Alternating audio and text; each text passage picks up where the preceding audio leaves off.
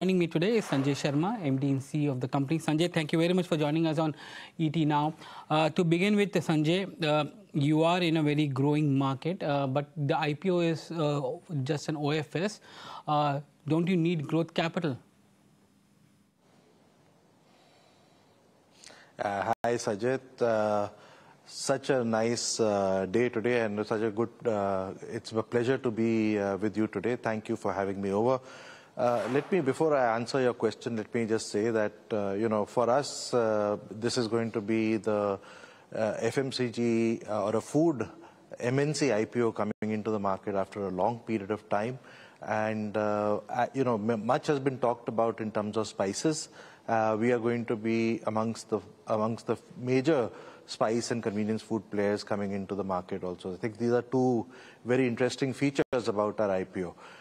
In terms of why are we doing an OFS and what is the need for growth capital, let me tell you that I think we have, over the last 18 years of our presence in India, built a very strong business in India.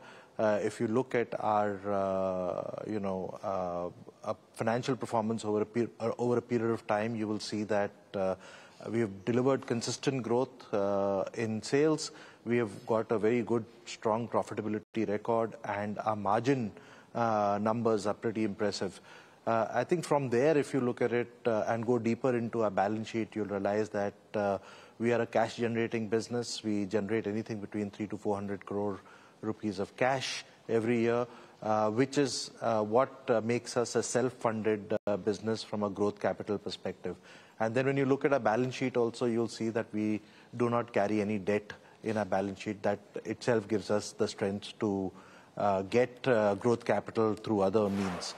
But I think, and therefore the only way we can access the capital markets is to do an OFS, and we are happy to do that. We are diluting 16.67, 15% from Orkla, 1.67% from the Meeren Brothers, who are the two primary shareholders that we have. Orkla obviously is classified as the promoter, and at the day of listing, we will hit the MPS of 75%.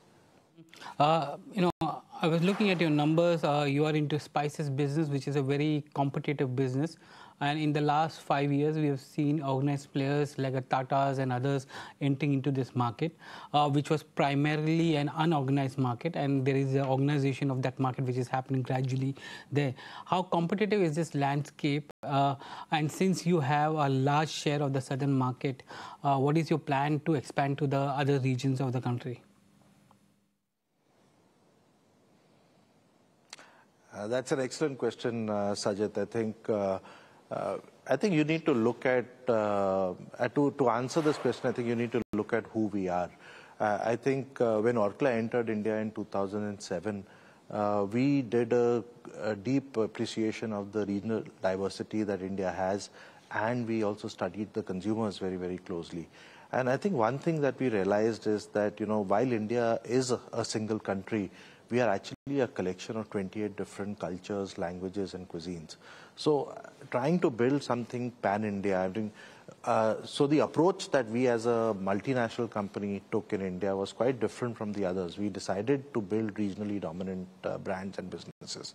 And when you look at our journey and what have we been able to achieve in this last 18 years is the fact that we are building brands that have strong cultural familiarity in terms of the cuisine.